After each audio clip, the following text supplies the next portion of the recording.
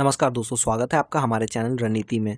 दोस्तों, ऑपरेशन सिंदूर के बाद भारत का एक बड़ा गेम चेंजिंग फैसला सामने आया है और ये फैसला भारत को एक प्रोटेक्टिव लेयर से ढक देगा। लेकिन उससे पहले अगर आप डिफेंस और जियो पॉलिटिक्स में रुचि रखते हैं तो चैनल को सब्सक्राइब करके बेल आइकन भी दबा दीजिए।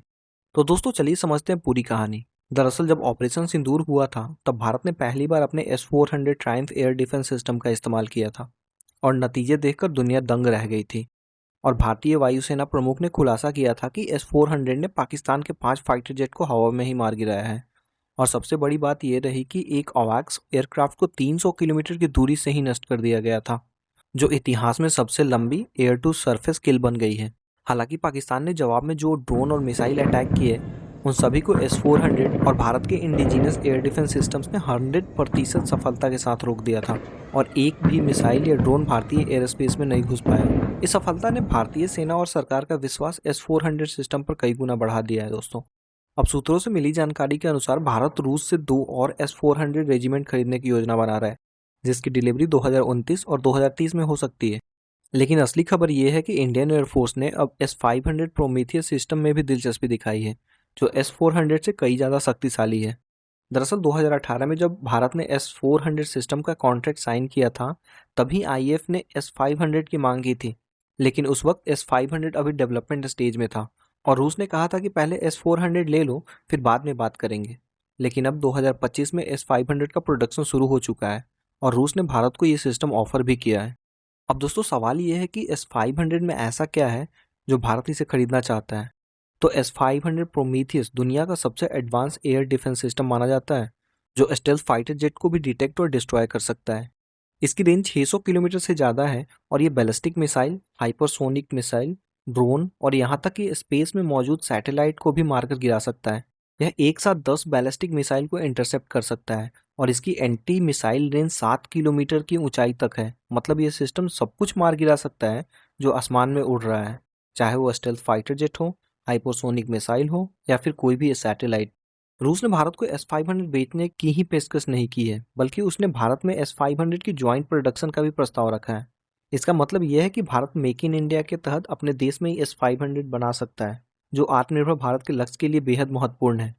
हालांकि रूस की तरफ से प्रोडक्शन में कुछ देरी की खबरें भी हैं, क्योंकि यूक्रेन वॉर और वेस्ट के प्रतिबंधों की वजह से रूस को मैन्युफैक्चरिंग चुनौतियों का सामना करना पड़ रहा है। लेकिन फिर भी 2025 में ही सीरियल प्रोडक्शन शुरू हो गया है। दोस्तों, अब एक बहुत ही महत्वपूर्ण बात यह है कि 2018 में भारत और रूस के बीच जो $5 अरब का S-400 का डील हुआ था, उसमें एक फॉलो ऑन क्लॉज भी था, जिसके तहत भारत 5 और S-400 सिस्टम खरीद सकता है, और वो भी उसी कीमत पर जिस कीमत में 2018 में खरीदा गया था। पर बस महंगाई और करेंसी के हिसाब से एडजस्टमेंट करना होगा, यानी भारत को नई बातचीत की भी जरूरत नहीं है, बस ऑर्डर देना है और डिलीवरी मिल जाएगी।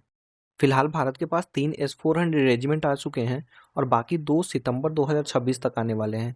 अगर भारत 2 और रेजिमेंट ऑर्डर करता है तो कुल 7 S-400 रेजिमेंट हो जाएंगे, जो पूरे देश की सीमाओं को कवर करने के लिए काफ़ी होंगे। अब जरा सोचिए, अगर भारत के पास 7 S-400 और कुछ S-500 सिस्टम आ गए तो चीन और पाकिस्तान के लिए भारतीय एयर स्पेस में घुसना लगभग नामुमकिन हो जाएगा। चीन के पास भी S-400 है, लेकिन S-500 अभी तक किसी दूसरे देशों को नहीं दिया गया है।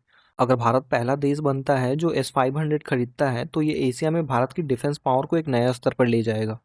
पाकिस्तान तो पहले से ही ऑपरेशन सिंदूर में S-400 के सामने बेबस हो गया था।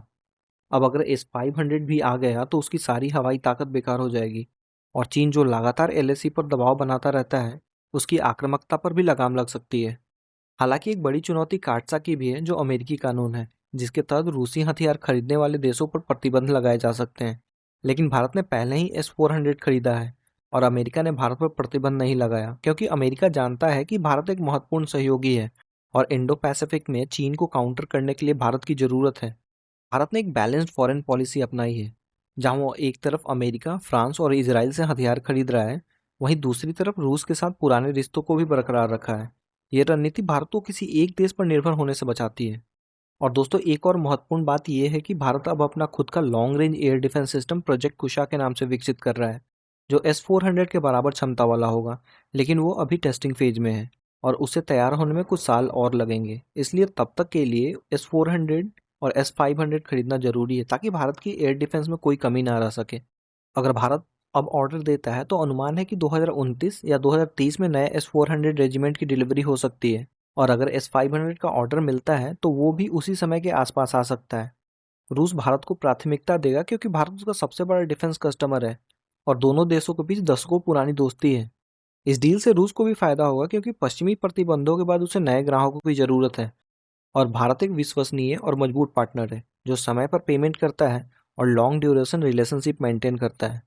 S-500 और S-400 की मदद से भारत एक ऐसी शील्ड बना लेगा जिसे तोड़ना लगभग असंभव होगा, और ये शील्ड ना सिर्फ पाकिस्तान बल्कि चीन के लिए भी बड़ी चुनौती होगी जो लगातार सीमा पर सैन्य बढ़ोतरी कर रहा है। तो दोस्तों, भारत का ये फैसला एक गेम चेंजर साबित हो सकता है जो ना सिर्फ भारत की रक्षा को मजबूत करेगा बल्कि पूरे एशिया में भारत की सैन्य स्थिति को भी मजबूत करेगा।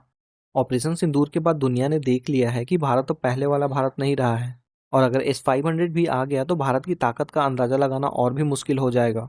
लेकिन सवाल यह है कि क्या भारत को रूस पर इतना निर्भर रहना चाहिए जबकि रूस चीन का भी करीबी दोस्त है? और अगर कभी भारत और चीन का युद्ध हुआ तो क्या रूस अपना साथ देगा या न्यूट्रल रह जाएगा? कमेंट में बताइए आपकी क्या राय है। क्या S-500 खरीदना सही फैसला है या भारत को पूरी तरह से अपने स्वदेशी प्रोजेक्ट कुशा पर फोकस करना चाहिए? मिलते हैं अगली वीडियो में किसी अन्य डिफेंस टॉपिक के साथ। तब तक के लिए जय हिंद।